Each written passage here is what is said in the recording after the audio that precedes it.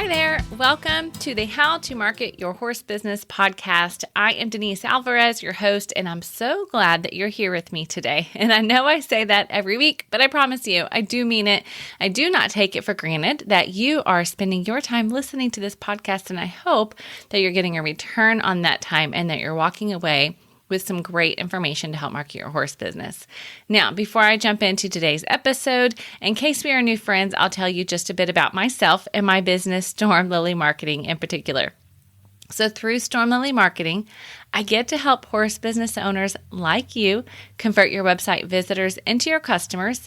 And there are a few different ways I do that, which include coaching, website design, website content, email marketing strategy, and my Social Stride membership. So I do each of these things because I want to help you be out in the barn or out in the arena, getting to do what you love to do. And I know that marketing is not everybody's cup of tea, or maybe it is, but you just don't always have time to take that drink. And so I'm glad you're here listening on the podcast because I love to give you some step-by-step strategies, some basic how-tos so that you can not only see what's possible for your horse business, but so I can help guide you through that process to help you make it happen. So today on the podcast, we are diving into something very specific, and it is sponsorship revenue. But before we get to that, how did we get there, right? Well, in the past few episodes, over the past couple of months, we have talked about different advertising methods. We've even talked before on the podcast about signs, and maybe signs are a way that you would market your business through sponsorships. And so I will be sharing links to some of those previous podcast episodes, of course, on our show notes, which will be stormlily.com/46.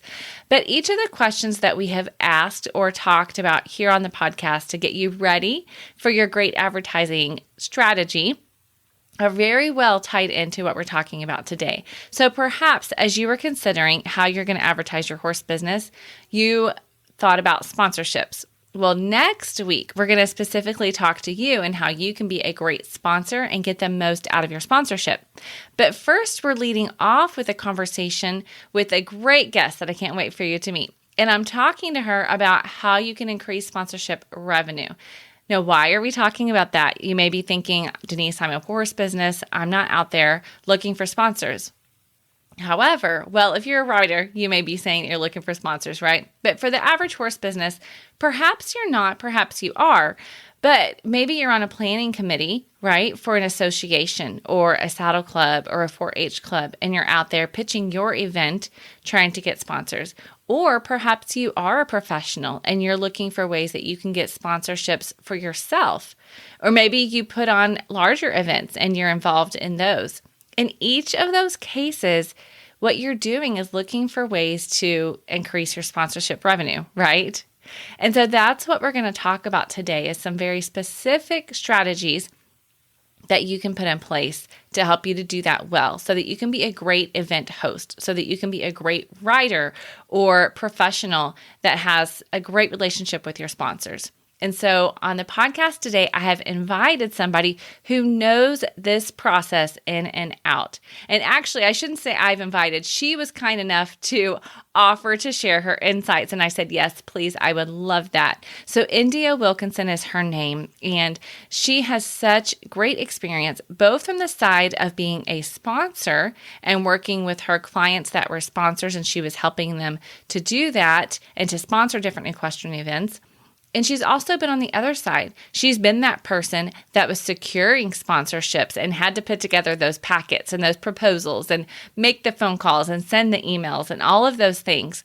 And so she is going to share with us some very specific insights and strategies that you can use in your horse business. And I promise you that no matter the size. So India's experience, by the way, she sold over $3 million in sponsorships. So she knows what she's talking about.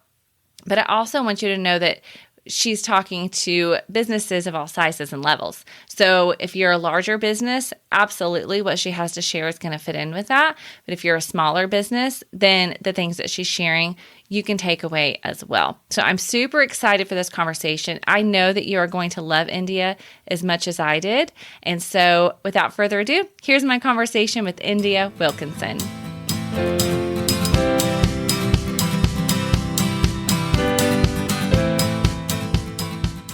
Okay, India, thank you so much for joining me here today. I'm so excited for my audience to get to meet you and especially to learn from you. Before we get into the meat of that, though, I would love it if you would tell us a little bit about your background. So, right now, as I said in the intro, you have an app, but even before that, how did you become a consultant for equine event sponsorships? Well, first, I just want to thank you so much for having me. It truly is an honor to be able to serve the equestrian community. As I've told you, I've been listening to your podcast for, I guess, about a year. And I've learned so much and have applied that to the development of the app and the marketing. So I'm really, really grateful to be here. I'm very grateful to hear that and honored to get to serve in that way. So I appreciate that so much. Yeah. So, yes, we started developing the app in 2019 and we just launched in May 2021. So that has kind of been a culmination of all of my experience in the equestrian world and in my marketing background. I have been a lifelong equestrian, like most people that are listening to this podcast, but I always knew I wanted to be in advertising and marketing, which was really a gift because a lot of people don't really know what they want to do growing up. And I always knew that. I knew that in high school. So right out of high school, I went to work for an advertising agency and really built my career around brand marketing and very classic brand marketing. I've worked for some worldwide brands, huge brands, including Bacardi USA and Remy and Marique, Arby's. So some big brands and really have a strong foundation in that brand marketing. So how I kind of got into this genre is I was the person that had the budget and I was a field marketing director for those companies. And so I actually got to determine where we spent those dollars. And so that really prepared me for that next venture when I started my own equestrian marketing company because I was on the brand side. Yeah. And so it was interesting because now when I look back, I think about the experiences that I had when I was determining where I was going to spend the money and how I was held accountable to that. That really helps me in speaking to both the brand side and the event side. So working for those brands, and if I can give an example, I would love that. Yeah. Okay. So this is one thing that, I've learned a lot, but I do have some pivotal moments that have helped other clients, as I've gone in this journey. So I was working for a company called Remy and Marique, and we had a brand called Cointreau, which a lot of people know. It's a core ingredient in a lot of cocktails.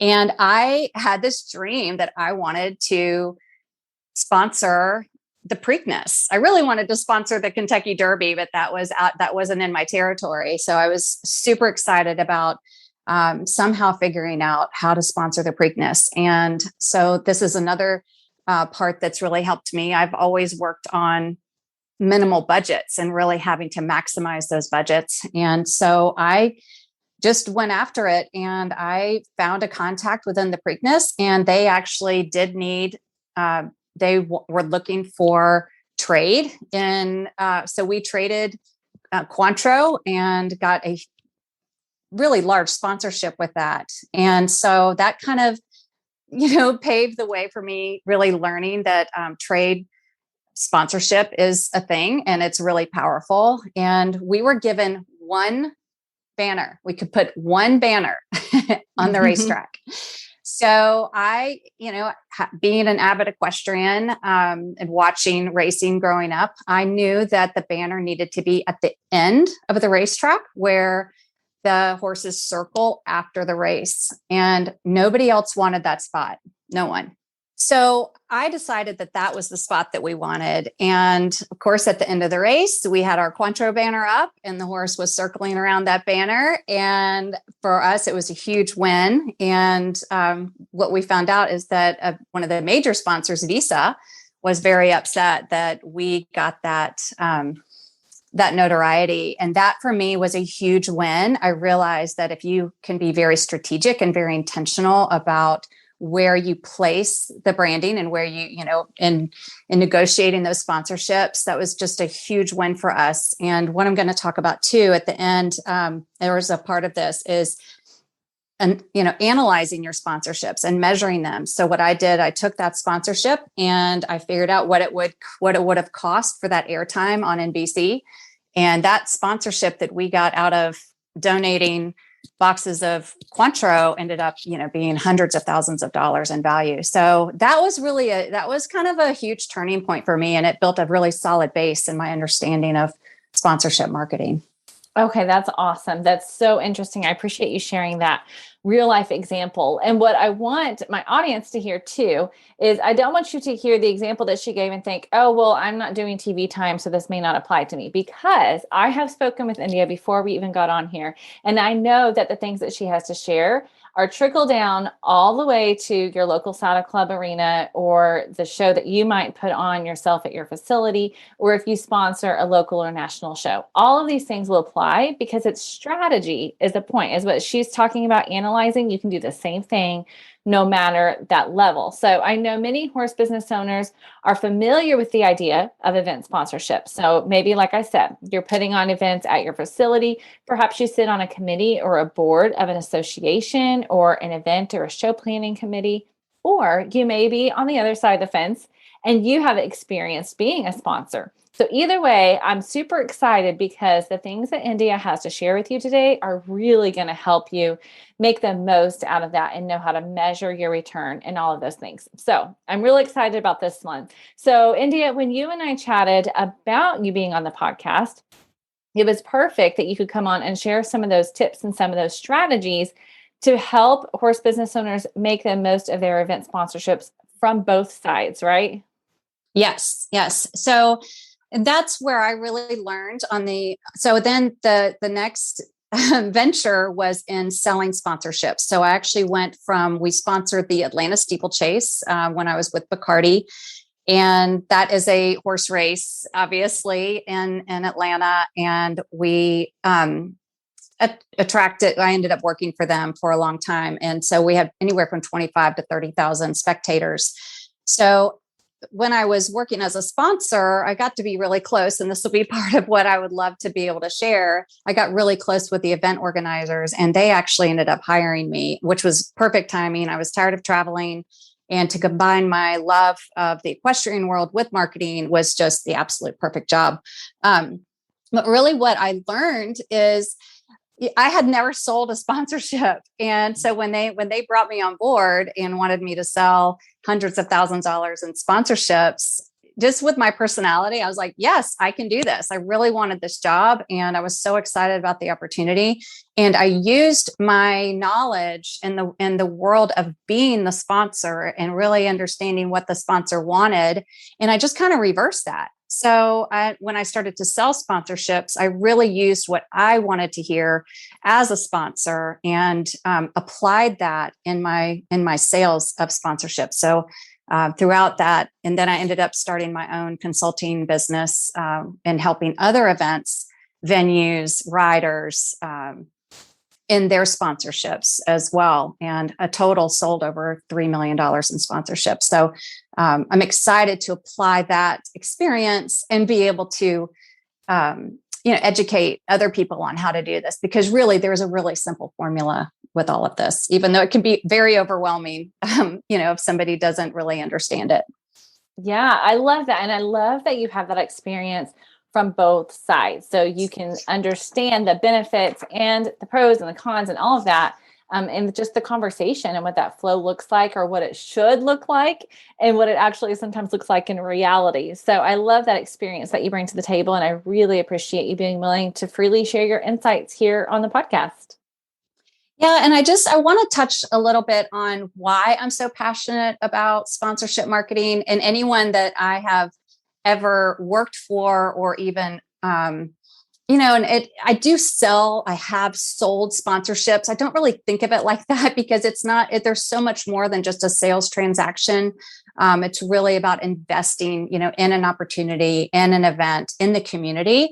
But I'm so passionate about it from both sides. I really believe that for the event or the rider, sponsorship investment really fuels our sport. I mean, literally, from Land Rover 3-day in Kentucky to the Run for a Million in the reining world, these events from that level to, the schooling show that has 20 riders in it. It's across the board.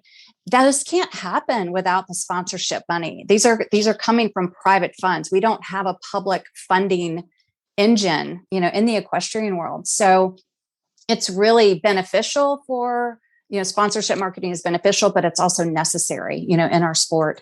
And then for the brand, it's such a direct connection to the consumer. They literally have a captive audience if it's at an event. They are able to interact with their consumer or potential consumer. They're able to educate. They're able to reward, and encourage and be a part of it. Events really provide that targeted marketing that a brand is looking for. And, as equestrians, we're super loyal. We're super loyal to the brands that do support us. And the more a brand can interact and be present in front of their consumer, really in any category, but especially in the equestrian world, those, the loyalty really is an important part of that. Oh, I'm so glad you said that, because I sometimes can be tempted to jump right into the how, right? Or the strategy. And so I'm glad that you stopped and said, look, here's why this matters, because it's so true. Sponsorship is not just a transaction. And as we've talked about here on this podcast, or I have talked about here on the podcast about so many things, it's a relationship. So just like building a customer base is about building that relationship, building a great sponsorship strategy from both sides. People buy from people, right? At the end of the day, people buy from people. And so it is that relationship, and it's an investment. I love that you said that. And I'm sure in your strategies, you'll talk more about that, but it's so true that it's an investment in many different things. And so I appreciate you touching on that. I love your passion shows through. And I hope that my listeners, you all, as you are listening, that you also hear that for your business, how this applies, right? And how for your discipline or for your breed, why it actually does matter. So those are so good. I love that. So we agree there are some specific ways that as a host, somebody can be strategic as they are planning out their sponsorship packages, securing sponsors, serve them, all of those things. But also that there's another side of it, like you said, that you've experienced. So there's also the sponsor side. So therefore, what we're going to do is split this conversation up into 2 different episodes so that we can really make the most of it. So first, let's start out with the the event host. I flipped it. We're going to start out with the event host, and you're going to share some specific tips and strategies and things to keep in mind as an event host to get the most out of your sponsorship. And then we will talk specifically to the sponsors. And then we'll just kind of split this conversation up. That way it's easily digestible for my audience to take and apply to their business. So I appreciate you being willing to dive deep into those things. So let's get started. Let's talk specifically about that event host. What kinds of tips and strategies do they need to keep in mind as they're securing sponsors and serving and leading up to the event, what that looks like? Great. So I want to, as we're doing this, I want everyone just to, remember that I have been on this side. I'm not just looking at this from, kind of an overview. I've actually been the event host. And so I can speak directly from that experience, which is really exciting. People really don't understand how much they have to offer. And that's something that I love to do, or I love to do as a consultant. I only consult for one brand now. But it's really exciting when I used to talk to event hosts and I would say, well, what about this? What about this? And they were like, we had no idea we could get that sponsored. And I'm like, anything can be sponsored, anything. That's what's so exciting about it is just how it's presented. And my experience in helping with events. And I think too, as you're listening to this, if you are a rider or like you said, a breed association, really any of these concepts can be applied. Any of the concepts can be applied. They just, I will give some broad to-dos, but you can take that and really implement it into whatever you have to be sponsored. And so what I've found when it comes to my experience in helping an event or a rider who's looking for sponsorships is they're so focused on the operations and the organization and the execution of the actual event that sometimes the sponsorship becomes kind of an afterthought, and the sponsor feels that. So I really want, your listeners to really understand that the sponsor feels if they are an afterthought, or if they are approached at the last minute, or if they're just handed a cookie cutter presentation. So just remember that there's a person on the other side. Like you just said, it's person to person. There is a person on the other side that is literally looking at these proposals and researching and Googling and stalking your social media. It's just a person, and really it's about connecting with that person and making them feel important and making their brand feel valued. So I want to go through my top tips for events. And like I said, this can be applied to riders. And as Denise knows, I can get a little excited. And it was actually a little bit difficult for me to put this just into 5, but I think that these 5 top tips will be very, very helpful in implementing them. So my first one is, coming as an event or a rider, is to really define your sponsorship opportunities. So, what does that mean? So it really is, and this, if you can take the time, and you meaning anyone that's in this position, but if you can take the time to really sit back and just brainstorm, just write this down, or sit with somebody else that's in your organization and write it down, or get a whiteboard, whatever it is, but just start just brainstorming all of the ideas of where are your sponsorship opportunities? And that is so important, because before you go and present, you really need to have a good idea of what you have to offer. So just defining those is the first step. And it's very important, and people kind of skip that because they just go for the typical, the ring sponsor or the competitor party sponsor, kind of the typical things. But if you really start to look at what your event is all about and who comes to your event, that's super important too. Is your event, does it mostly draw children? Are they youth riders, or is this, an adult amateur type event? So those things are super important in defining that. And then really getting down to the nitty gritty of where can you offset those expenses? So that's what I was talking about in that trade sponsorship.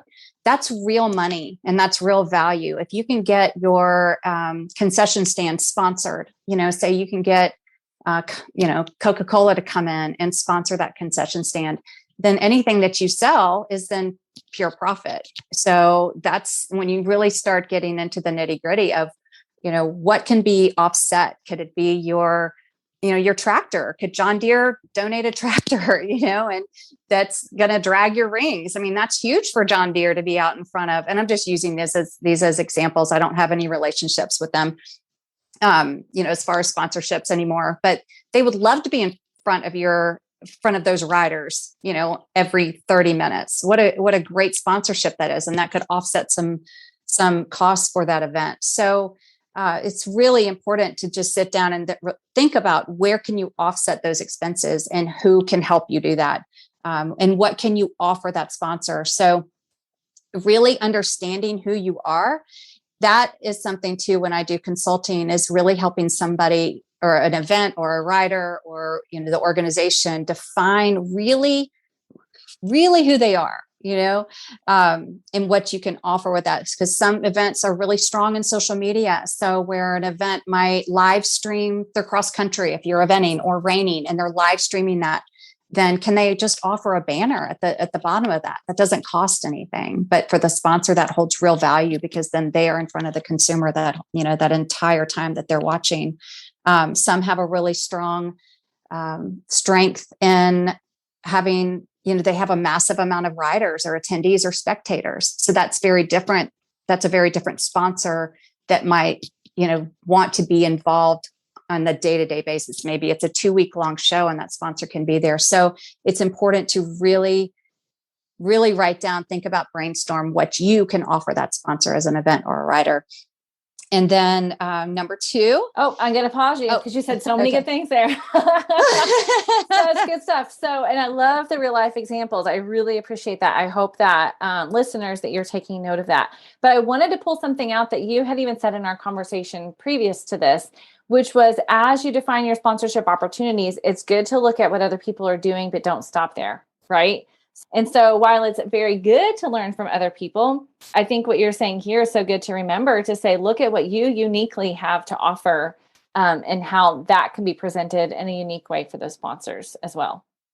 Yes. And that's a really good point, because you want to be very authentic in what you have to offer, which is really cool, because that makes you unique. And most companies are looking for, we understand on, if I'm on this side of it, speaking from the brand that I do consulting for now, we're not looking for the opportunity to be the same across the board. I'm looking for different types of opportunities. So if you're very authentic and you are very specific about who you can bring to the table, how you can serve that sponsor, I think that is really important and makes you more relevant. And it is very important to be looking around. What are other people charging for that same sponsorship? Are you in alignment with your competition? Because that's a huge point too. I'll look at all these different sponsorship packages. One sponsorship package has the same price for 600 riders as the other sponsorship package has for 100. So that's really off kilter, so you really have to understand what are other people, what's the value that other events or riders are putting on that sponsorship. You bet. Okay. Thanks for letting me jump in. All right. Number 2. Okay. Number 2. So the first one was define. Okay. So I really tried to put some words to this. So the first one was define. Number 2 is ask. So if you are, I'll just take this scenario as if you're starting from scratch. Say you are a new event, a new horse show, or a rider that's never had a sponsor. The first thing you want to do is write out a list of brands, businesses, services that you are currently using, or that you want to be using, or, it's just kind of in that list of, I really would love to have them on board. So being very specific in who you want to talk to. And then the next step with that is that you want to start asking your network. If you don't have contacts there, start to ask your network, put it out on social media. Hey, does anybody have a contact at Coke, local bottling company that I could talk to? And what I have found in my years and years and years of doing this, people really genuinely want to help. They really do. And if somebody has a contact there, it's likely that they will help you do that. So it's really about defining who you want to talk to and then figuring out how to talk to them. And just as a side, it's a side note, but it's really important. You have to detach yourself emotionally. You really have to understand that you are putting this out there, but it's not personal. The yes isn't personal and the no isn't personal. And if you ride high on the yeses, you're going to really ride low on the nos. So that's super important when you are developing a sponsorship package, or you are, as you start to ask for sponsorships, is that you understand that it isn't personal, and that will help you so much with the mindset of, how can I serve the sponsor? How can I serve my community? And then that way, if it's a no, you have the more of the mindset, it's just not the right time. So you have to really be willing to put yourself out there. Emailing, I'll tell you, I love when people pick up the phone. They don't really do it anymore. But in representing the brand that I do now, I love when people pick up the phone and just want to talk to me. That means so much more than just getting an email where they maybe have gotten my name, off the internet, or maybe someone has given them my name. I'd rather someone email me and say, hey, I've got this opportunity. Do you have a second to talk? I love that. I'd love to get on the phone and talk about it. So just be willing to do that, because again, like we talked about, it's just a person on the other side. It's a person just like you. They have their own goals. They have their own, mission and what they need to be doing. And it's really good just to get on the phone and talk about it. So that's, and taking out that fear of a no will really empower you, and your excitement about what you do will come across so much more. And I've heard people say that I have ended up, having as year after year after year sponsors. They loved my passion about it. They loved how excited I was about it, and that I wasn't just, here's your sponsorship package, let me know.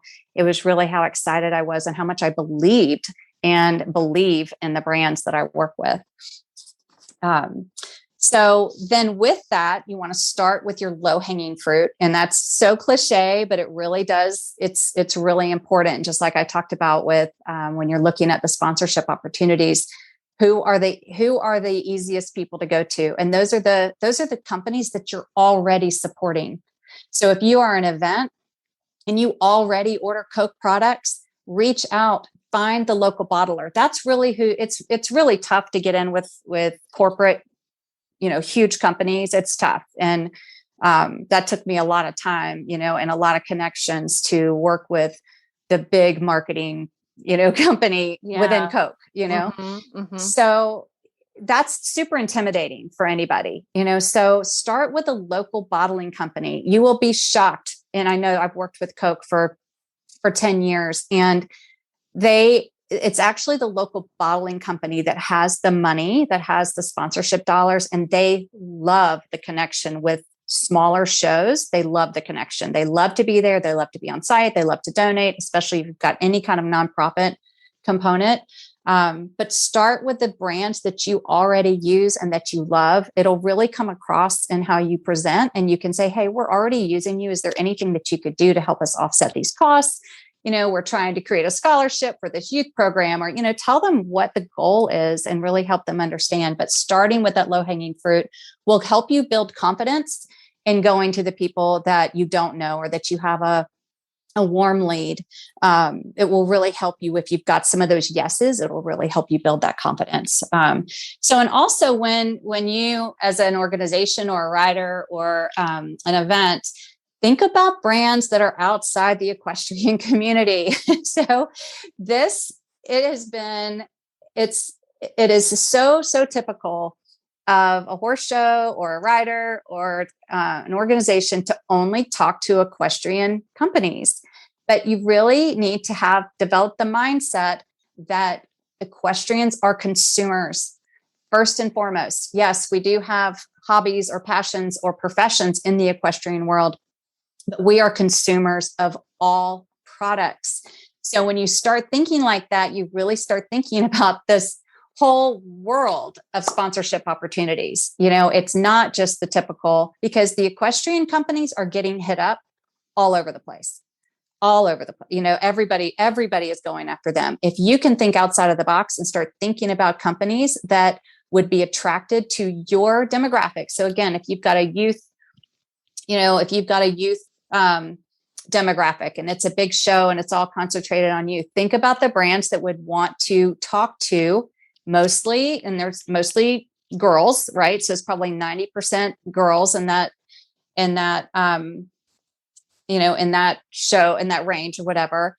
Think about a brand that would want to talk to them. Would that be a makeup brand? Would that be a local hairstylist? Would that be a shampoo company? So really starting to think about brands that are outside of the equestrian world, but still, that would still want to target your demographic that you have to offer. So when you start having that mindset, you really start thinking like, wow, I have a lot to offer. I have a lot to offer these sponsors. That's the mindset you really want to get into. So some examples that I had from when I was with the Atlanta Steeplechase, we had Norwegian Cruise Lines, which makes no sense for a horse race, right? It just doesn't have anything to do with equestrians at all. But they saw the opportunity in the demographic of our spectators. So they understood that our spectators, and I laid this out. I did a lot of research on our demographics and where their economic status was and their family, and all of these kinds of things. So I could present that to the sponsor. They wanted that target. That's who they wanted. And they loved their sponsorship. It was a hugely successful sponsorship, but had nothing to do with the equestrian racing industry at all. Papa John's Pizza was a big one. Papa John's or any of the pizza, any kind of food company, they love sponsorships. It's easy for them to offset costs with food. They love to give coupons. They love to be there on site. They love to have their name as a part of it. So that's been a really successful sponsorship partnership. One that I saw when I was at the Winter Equestrian Festival in Wellington was Restylane. And I thought this was so funny because that's an injectable, it's like something that plumps your skin up. I don't, okay. I was like, right. oh, I'm so sorry. What is that? Right. Well, that's okay. So I was so fascinated by that. And I was looking at this one ring down there, and it was all Restylane. The banners were everywhere. And I was like, so I looked on my catalog thing, and it was the amateur owner ring that is usually women between 40 and 55 years old. So Restylane knows exactly who their target market is. They know exactly who their ideal customer is, and it's women between 40 and 55.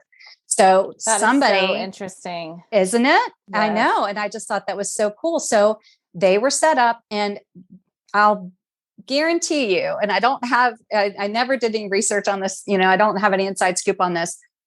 Guarantee you that those women that were there and anybody else that was a part of that branding is so powerful, because the women of that, in that genre are, that have that kind of money to show there, are probably, getting some help in their, like nip and tuck every once in a while, obviously, because the Restylane knew where that was. And that branding is so powerful. They probably chose that the next time that they went into the dermatologist or whoever. But I just thought that was such an incredible example of where somebody might think that was a huge disconnect. And actually, if you really thought about it, that of course, Janice, you and I were talking about how I analyze everything, every commercial, every ad. But I just thought that sponsorship was super powerful and very effective, really brilliant.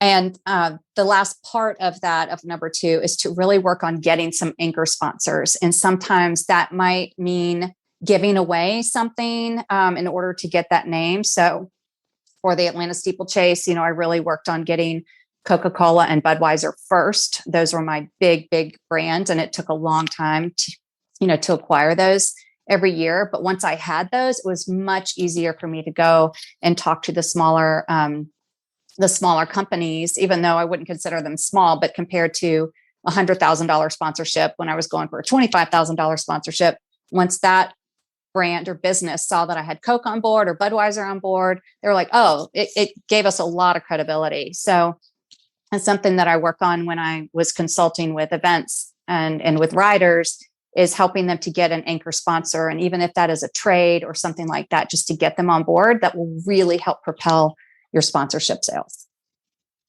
Okay. So much good stuff in there. I love that. So anchor sponsors, is that always going to, for you, when you say anchor sponsors, for listeners so that they totally get that, is your anchor sponsor, it's a big name, or is your anchor sponsor meaning your highest dollar sponsor?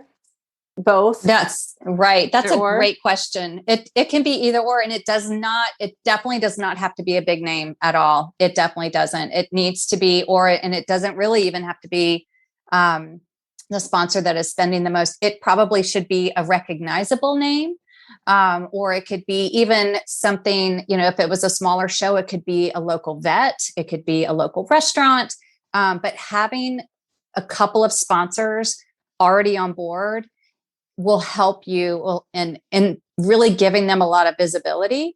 So what I would say, and this is all if somebody is just starting out, I always would act as we were much bigger than we were. So if there was a smaller event or something like that, then as soon as your first sponsor comes on board, you want to plaster everybody everywhere, but you really want to showcase that sponsor and show potential sponsors what you'll do for your sponsors. So when I say anchor sponsors, it's really about that. What some events will do, they'll wait until they have all of their sponsors and then they'll start promoting.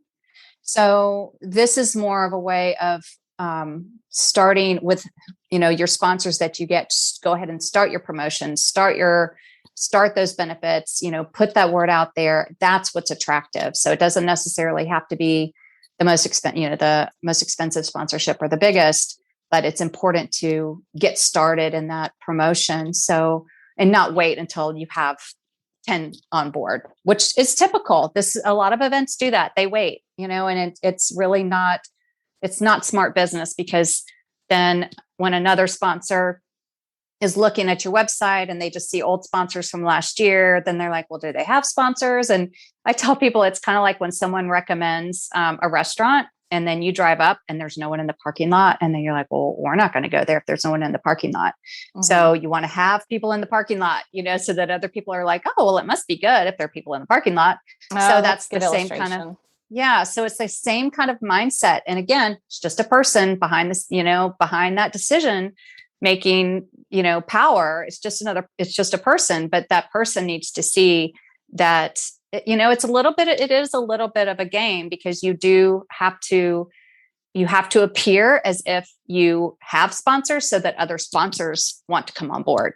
And that's the hardest part, is starting from scratch. So that's why that low hanging fruit is super important, and getting those trade sponsorships, because once you have those, then it's that wheel that gets oiled, it just keeps going. And that's something that I always say, it doesn't matter if you're getting a $500 sponsor or a $10,000 sponsor. You just want to keep adding those sponsors, because that's what will attract others as well.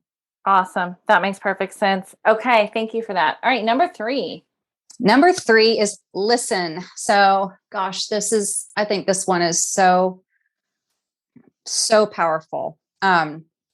When you do have that sponsor on the phone, typically what happens is the person who is asking for the sponsorship dominates the conversation.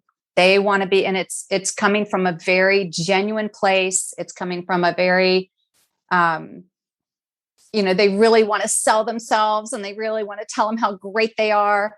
But sometimes it can actually shut the sponsor down. If that conversation is really one-sided and telling them all about what they can do. Because if you think about it, that sponsor, if you're giving a very cookie cutter, here's what we do, here's who we are, this is what we have to offer, then that sponsor doesn't hear anything that intrigues them.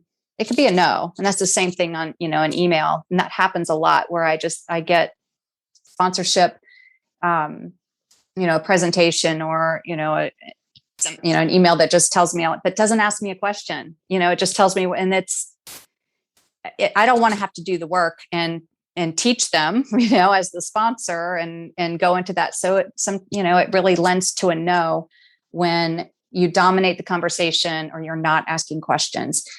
And having been on this side now as a consultant, I can tell you that not one time has anyone asked me what my goals are in sponsorship. Not once. Oh, and that's so something, interesting. It's very interesting. And I'm kind of I'm on the other side of the Oreo now, right? So I started out with being the decision maker for sponsorships. Then I sold sponsorships, and I consulted with companies selling sponsorships. And now I'm on the other side of being the decision maker. And it's so fascinating, having gone through the last, 15 years in my career and seeing this side of it again. Nobody asks me any questions. It's so funny, and they just put this random dollar amount on it. And I really do. You're going to get so much more if you'll just ask them questions. So listening is super important. So what my advice is to kind of give an outline of who you are, with the age range of your rise. Let's just take the event, a horse show, for example, the age range of your competitors, if they're the amateurs, are they professionals, kind of give an overview. How long does a show last? Just a basic overview, and then start asking questions, so tell me about, what's an ideal sponsorship for you? What does that look like? And let them talk. And as they're talking, take notes and really listen to what they're saying. So like I said, no one is asking questions when I'm on this side of it. And the company that I consult with is Triple Crown Feed, and they want to be in front of the decision maker in the barn. So who is that? And they're very intentional. They want to have a conversation. They really want to understand what the needs are of the horse. They're very intentional about meeting the needs of the horse. And they also really love to support youth programs, which is really cool. They really know who they want to talk to. And if somebody would just ask me, like, hey, who is it that what's an ideal sponsorship? I would be able to, and I end up telling them this, we really want to be in front of the decision maker, how can you help me with that? It really throws them off. So that goes back to knowing who you are and who comes to your events. So it's all really tie into each other, because when I say, well, we really want to be in front of the decision maker, can you provide that opportunity? And a lot of times they're like, I don't know. It's like, well, you should know. I'm like, here, I'm trying to help you. But listening and really hearing what the sponsor's looking for. And then if it's okay to say, I've taken some notes. I really want to be able to help you with this. Let me do some research. Let me get back to you. I would rather hear that than somebody try to make something up. It's, that whole being authentic. I would rather someone say, let me take some time to think about how I can meet this, to meet your goals. And if you wouldn't mind, let's get back on the phone. Like, I would love that, and really us come up together with a sponsorship. And the first thing that I'll ask when I get a proposal, a very cookie cutter proposal, the first thing I ask is, are you open to customizing this? Everyone, 100% they are. 100% they are, but that should be set up front. So when you're talking, when you are conversing with a sponsor and you're asking them their goals, say, we're open to ideas. If you have ideas and it within reason, we're willing to do that, and I always, I'd say that on that side of it, you don't want to do something that's going to cost you a bunch of money, but if you can put their logos somewhere else for free, or you can shout them out over the intercom or, whatever, then for free, if you can offer these things for free and it adds to the benefits for that sponsor, they're going to be really happy with that. Okay. And then, so just to expand on that a little bit too, when I do get a proposal, before I respond, the first thing I do is I go on social media, I stalk their event page. I'm looking for how they are treating their current sponsors. I'm looking for reviews. I'm looking to see if they are even promoting anything. And what I'm attracted to initially is an event or horse show that is super active on social media, because especially with what has gone on in the last year, they're trying to find a way to connect again with their customers. And especially in the horse show world, where for so many horse shows, spectators were not allowed. So that's something that I do right away as I'm looking on social media. So if your horse show or your brand, does not have that you're looking for sponsors, if you aren't active on social media, find someone. So this is another thing, Denise, that you and I have talked a lot about, is finding somebody, outsourcing. And if you can't afford to outsource, find an intern, especially with social media. I'm positive you can find a young writer who would love to handle your social media and use that on their resume. So there are so many ways that you can get around that and be checking, all of those, connecting all of those dots for that sponsor. Okay. Along those lines, I'd love to hear from you on this. So specifically, since you said social media. So a lot of times what I will see associations or shows do like a blanket post, right? That's just like, thanks so much to XYZ sponsor, and put a link or an image, and like, that's it. To me, from the outside looking in, it seems like that wouldn't be super valuable to me as a sponsor, because those are going to be some of the most least engaging posts that they're going to put out there, right? It's like, yes, I got the logo on there and that's nice, but it's not that engaging. It's not going to get that much traction. I feel like for me, I would rather see them put a little bit of creativity in it and try to find a way to maybe start out with a story or something, you know what I mean? To make it more beneficial. But that's me. That's how my mind works when it comes to social media, is how can we be engaging? But since you specifically said you're attracted to events that are active on social media, what would you expect or hope to get out of a package as a sponsor, which I know I'm kind of flipping the switch, but speaking to an event host, right? So you're talking to an event host and you're saying, what would you want to get out of social media? Gosh, I literally have my head in my hands when you just said that, because it drives me crazy. It happens all the time where an event will post one picture, maybe two, and then do 15 hashtags. So it doesn't, as a sponsor, and I really want everyone to hear this, because I I feel so strongly about this. Hashtags don't count. They just don't, because when it comes to a sponsorship, and I think this is the funny thing too. They truly think they're doing a good job by doing the hashtag, but they don't understand that hashtag only shows up when somebody is searching for that brand. So, if someone is putting in hashtag Triple Crown, maybe it'll show up possibly, but that is not the goal of the sponsor. The goal of the sponsor is to have more visibility and to have like what I am looking for, like what you said, is something that's more creative. And maybe that's, and I will go into this, when we get flipped to the other side. Right. Yeah. Yeah. But it's as easy as if a sponsor has donated prizes, which that's another great sponsorship. A lot of companies can't afford to actually sponsor a show, but they can give you great prizes. Well, your customer, your rider loves great prizes, so that is such an easy thing to post every single winner that gets a prize, and really taking the time. And I think that's what a lot of, event organizers, horse show organizers don't realize it. And we'll talk about this. The post event is just as important as the pre and the during. But even during the event, it's, and oh, we're so excited. Look who we ran into, the Triple Crown rep, it's as easy as those kinds of things.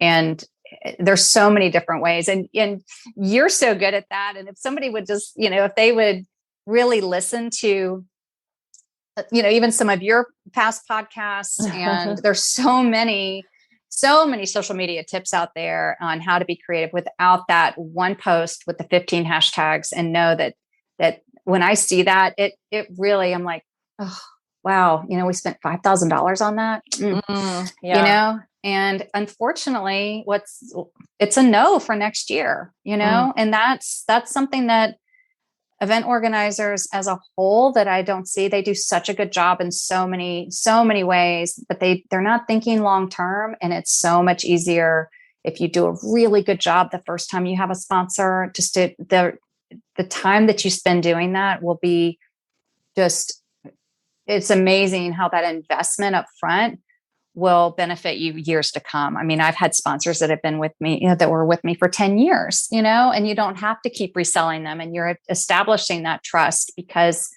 you did follow through with all of those things. And I am getting a little ahead of myself.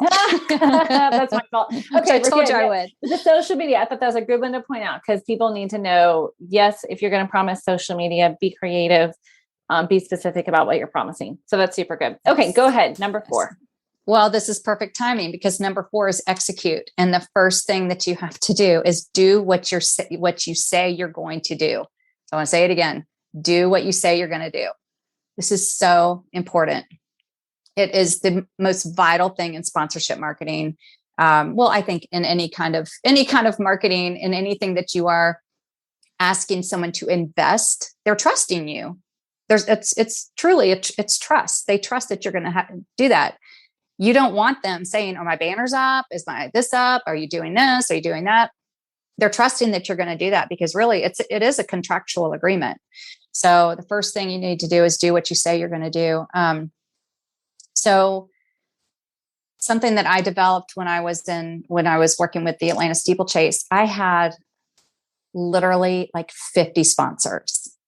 So the first year, it was like drinking out of a fire hose. But the first year I realized on the day of the race, there was no way for me to check that everything was in place, and this is such a massive event, but there were so many smaller events within that. And every sponsor, and I always said this, I wanted every sponsor to feel like the bride, everyone. I didn't want Coke to feel more special because they spent $100,000 than, my jump sponsor who spent $1,000. I wanted every sponsor to feel like the bride. I wanted them to feel valued, because they were, I really did value that partnership and their faith in me and their trust in me, asking them, to invest this kind of money into a one-day event. So I learned from that first year, and I developed a notebook system. So what I would do, and this is so easy to implement on any level, And it's old school, but I promise you're going to want this notebook on the day of. But I developed a notebook system where I would put in so I put in the proposal, I would put in the contract, I would print out emails, and I created an evaluation sheet that I'll talk about a little bit too later on. But so I had that all in the notebook, and I had the tabs so that I made sure that on the day before and the day of, and this is super important, you want to make sure that checklist that you have. So I would take the agreement, which was pretty long, and I would put it into a checklist form for each sponsor. And then I would go around and put an X in the box of each one that was checked off the list. And so that way I made sure that was done before the event, because the day of, you never know what's going to happen. You could have a horse colic, you could have rain, you could have fire, it's just crazy things happen on the day of events. So you want to be super prepared before and just make sure that everything is already done and having that checklist. And then what I found was that when, and sponsors, they're accountable for that money too. So they're frazzled on the day of, at the steeplechase, they would have guests, they had a lot going on. But if someone said like, I didn't see my banner over there. And so then I could look through, nope, it's there. Let's look again. Oh, there it is. So, but if it wasn't checked off on the list, then I could say, oh my gosh, let's go make sure that happens. So for example, the banners on the track, and this is something with, when I was saying like going through this checklist, but this is a little bit of an offshoot of that. This is how personal it was to me to make sure that everything that I said I was going to do, that I did. So the banners on the track, doesn't seem like a big deal. Volunteers could put them up, which I did let them do the first year. And visually, everything was out of alignment. Some were higher, some were lower, some were, it just was all over the place. So for 7 years, I put up the banners myself. And these are, 3 by 12 banners. These were massive banners. And I would have a group that helped me, but I put up those banners. And I wanted them to look perfect. I wanted the sponsor, when they walked in the door, to go, wow, that looks so good. And so that's really important, that if somebody, I always felt like some people think, oh, it's just a banner, but it isn't. It's the brand. It's their brand. It's their baby. So if you've told them that you're going to do something and it's not done, it puts a wrench into the entire trust of the entire partnership. Every little detail really does count. So take that on, or at least oversee it if you have to delegate things like that, which, trust me, me putting up the banners the day before wasn't the best use of my time, but it was the most effective use of my time, because that was part of the relationship that I had with those sponsors. Coke knew that I was physically putting up those banners, and we stored them in my garage, because I wanted to make sure that my sponsors, that what their investment was really well taken care of. And then, so with that too, it's a part of like doing what you say you're going to do, communicate during the day. And if your sponsor isn't there, and yes, it's hard, it is hard to find the time, but set an alarm on your phone that says, check in with, the Chevrolet dealer, whoever it is, check in with so-and-so, check in with so-and-so, set alarms so that the day's going to go by so fast. The weekend's going to go by so fast. Make sure that you're checking in with those sponsors. If they're on site, then you want to go around, you want to go to their booth, and you want to thank them for being there. What can I do to help you? Do you need anything? Is there anything that I can make this? If you over communicate, you will find that sponsor will be so much happier. Even if they don't have something that they are irritated about or questioning, if they feel ignored, they're going to find something. So if they feel like you really care and you really value that they're there, or even if it's, especially if they're not there, that they know that you're on it, that you're sending them pictures of their banners, you're sending them pictures of their booth, if somebody else is, whatever it is, but really overly communicating will really also help maintain that trust.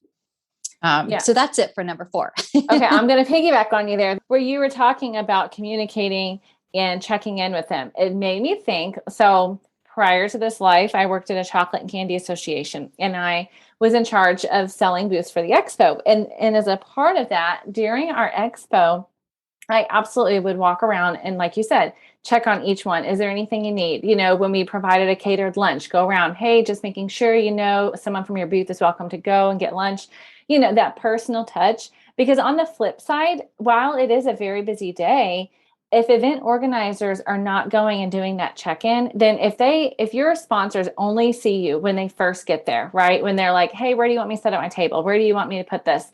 And then they never see you again, then that also leaves an impression, right? So it's like the back and forth. They both leave an impression. If you're doing that check-in, that cements that relationship. But if you're never checking in, then that kind of does the opposite. And they're going, well, I never saw them again. Man, I would have loved to have known where I could just go get a drink. Do I really need to go to the concession stand, or is there a place for us?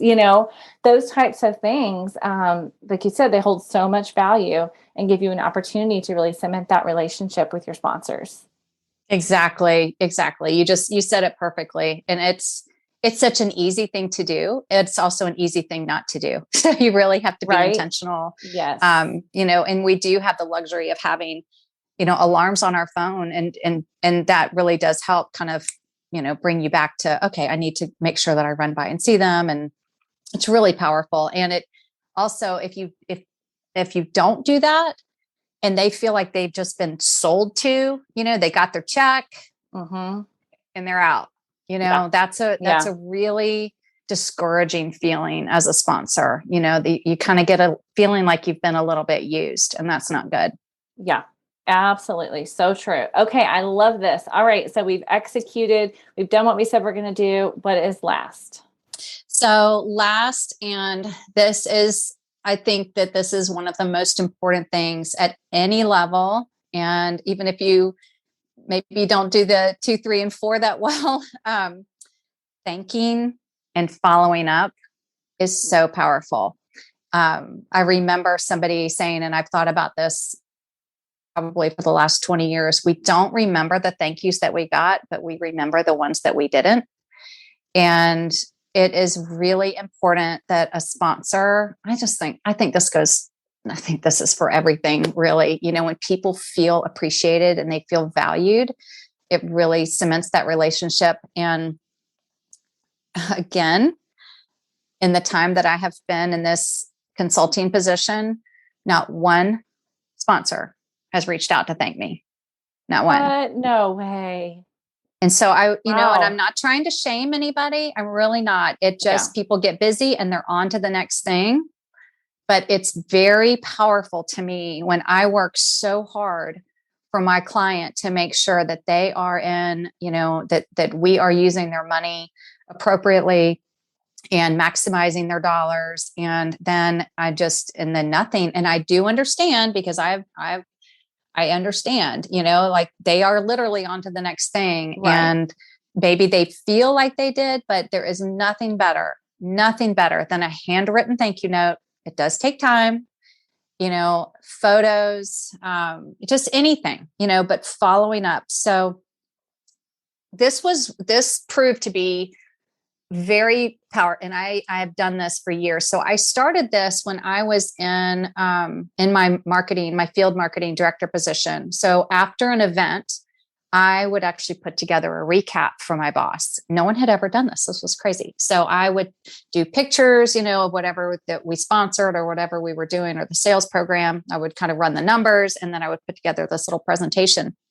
And he just loved that. And I ended up implementing that in the sponsorship world. So then so I did this in Atlanta steeplechase. And after the event, I would go through, it was a year-long preparation, so this is very different. You have to take this into, take components of this. But every time Atlanta steeplechase or any of my sponsors were mentioned in any press, anywhere, I would put that literally in a bin, or I would save a photo of it or whatever. And then I would create books for each sponsor. And I just had them, I'd print them out and have them bound. But I knew, because I'd been in that position, whoever made this decision to sponsor with us, I knew they were accountable to somebody. I knew that they had to justify those funds. So why would I make them do that? Why wouldn't I take the time and do that for them?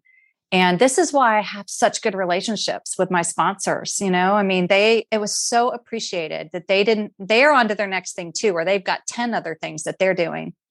So you don't have to go that big. I mean, these are, this is a different level of sponsorship, but it's so easy. You can, send pictures. You can, like I said, follow up with, do a framed photo. I mean, that's so easy, do something, a handwritten note, and let them know, hey, like I did this morning for one of my sponsors for the app. I took a screenshot. She got 359 views of her horse for sale and 31 click-throughs. And I just screenshot it and I sent it over to her.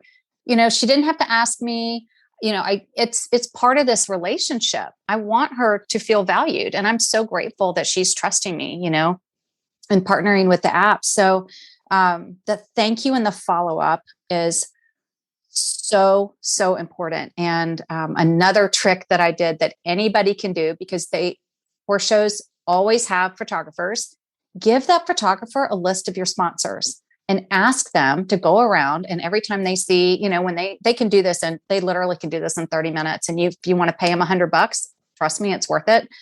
But ask them to take photos of the banners, of the Jumbotron, of the tailgate, of the concession stand, farm that out to the photographer. They'll love it. And, they might end up even, selling something, and they would love their name in front of that sponsor. But make that a little bit easier on you. Go through, pull those photos, put them in an album, and email them to your sponsor. That would be so appreciated. So it's really about, it is about that. Like I said, it's just the follow-up. The post-event is just as important as the pre-event, because that sets you up for years to come and developing that sponsorship partnership, not just selling. And I see events do this every year. They start from scratch. They start all over because they weren't willing to make that investment in the beginning, where really, if they had made that investment, established those relationships, they're coming out with 5 or 6, 10 sponsors right off the bat. And then they could just add to those, Yeah, so the thank you and the so follow-up is really important. Yeah. And so as a part of that, did you typically also include like stats? So I know you said pictures is obviously great, but did you include stats for them? Like, this is how many people were present, or this is how many competitors, or whatever, to give them some of those measurements to be able to see how many people they were in front of or who they were in front of. I know you talked about you do that in the beginning when you sell it. Did you also do that at the end? I did. Yeah. As much as I could, and given them as much information as I, for me, it was, I could. So what I would do, I did trade partnerships with media, which is a whole nother conversation probably. But I had a zero marketing budget when I was with the Atlanta Steeplechase. So I was expected to sell hundreds of thousands of dollars in sponsorships, but I had a zero marketing budget. So I learned to be really thrifty and really crafty, in how I did this. So I traded out sponsorships with local media. They loved it. So they would cover the race. They would be, billed as a big sponsor. So then I would take that and I would make sure that, that they got, I was responsible for the photos that they got post race. So I made sure that the sponsors were in there. And then I actually did go through the due diligence of equating a value to that, how much that advertisement would have been for that sponsor, kind of thing. So, but you can take that and implement it into anything, a smaller event. Anything is better than nothing, so yes. If you're giving them some kind of feedback, like this is who we had, or, and we'll talk about this on the other side, but, if it's something like for, maybe it's product trial, maybe Coke wants to, or maybe Red Bull, wants to give out Red Bulls, that would be a great sponsorship for somebody. Letting people know, well, we know that 150 people tried your product. That's awesome. That's a great stat then that Red Bull can then take back to his, regional manager and say, hey, cause that's huge for a brand. Product trial is huge, so that's important, where maybe they don't, this is what also goes back to finding out what's important to them. Do they want their logo somewhere? Or are they looking really for that product trial? So giving them any kind of stats is super beneficial, and anything that you can be proactive on in giving that sponsor is going to be very appreciated, very appreciated. Perfect. Okay. Oh, this is so good. I cannot wait for my listeners to get a hold of this information. Especially, we're ending a lot of the summer shows, but that means a lot of people are preparing for what's coming. So this is really, really great timing. Okay. So we're talking still about event organizers. So before we move on to sponsors, which will be the next episode, is there anything else that did not fit in your beautiful method here that you think my listeners should know about being a great event organizer when it comes to sponsorships? Yeah, I think that I, covered in detail everything, but if I could focus on one message, be excited and passionate about what you're doing. There's nothing worse than, we always say in my house, like, I always want, when we have guests over, I don't want to be that stressed out hostess. I want to have it all done, all prepared, so I can enjoy the evening with my friends. And you can really apply that to any kind of an event, or even if you're a rider, but really giving that positive experience, being authentic, being excited, just really doing the hard work behind the scenes. But when you are in front of your sponsors, in front of your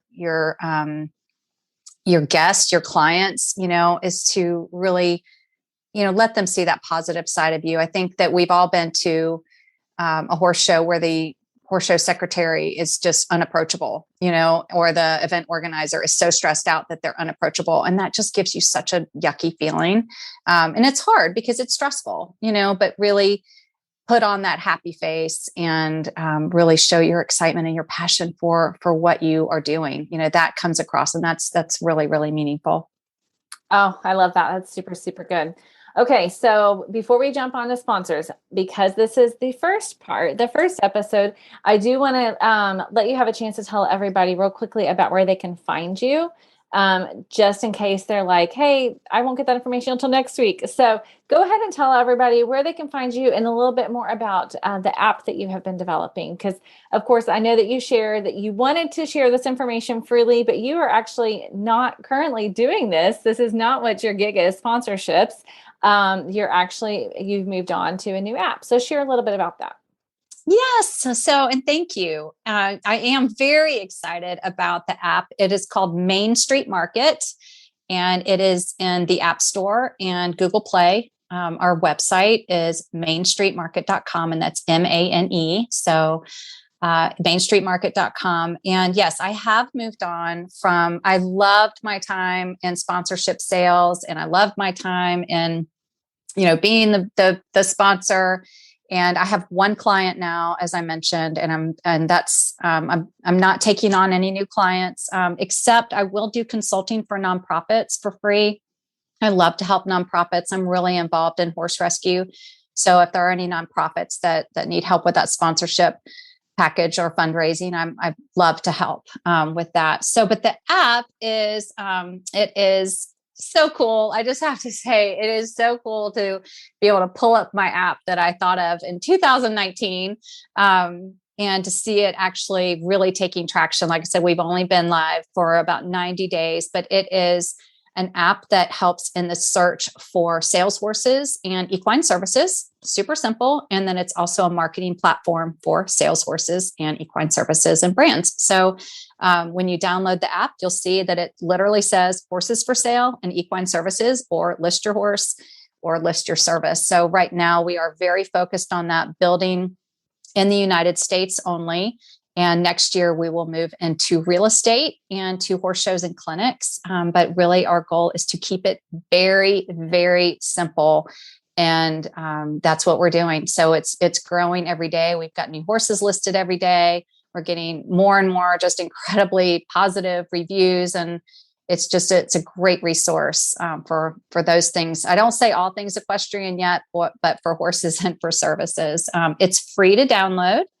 And I definitely apply my knowledge and my experience and my passion for sponsorship and advertising in helping my advertisers get more eyes on their horses and their services. So I treat my listers, the listings as someone who has a pin on the map where they're in the list. And then I have advertisers that are on the website and the app. And, I treat them like gold because that's what they are to me. And I'm so grateful. I had people jump on board that didn't know me and didn't know anything about the app, but they saw it and they thought it was cool. And they've been really, really happy with the promotions that they're getting on social media and the attention they're getting on the app. So they can find me there. And my email is support@mainstreetmarket.com. Fantastic. Thank you so much for sharing that. I want everybody to go check that out for sure. And we'll, of course, link to it in the show notes. So, and of course, a highlight of all of these things will be in the show notes as well. So this will be episode 46. So it will be stormlily.com/46.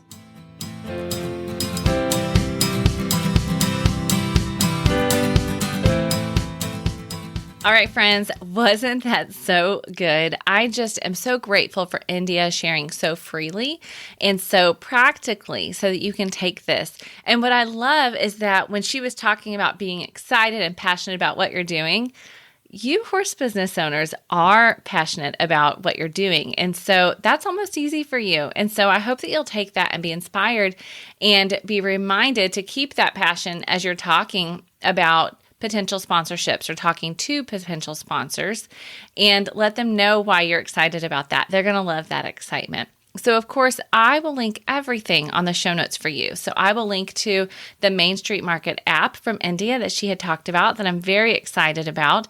And I will, of course, also link to the episodes that I told you about earlier regarding advertising. Now, stay tuned because next week, India is back and she is sharing specific tips and strategies for you as a horse business when you are the sponsor. So she's going to share how you can make the most of that, how you can know which events or people or riders are a good fit for you to sponsor. And so stay tuned. I'm very grateful and excited for you to hear that conversation next week. And so until then, I hope you have an awesome day. We'll see you later.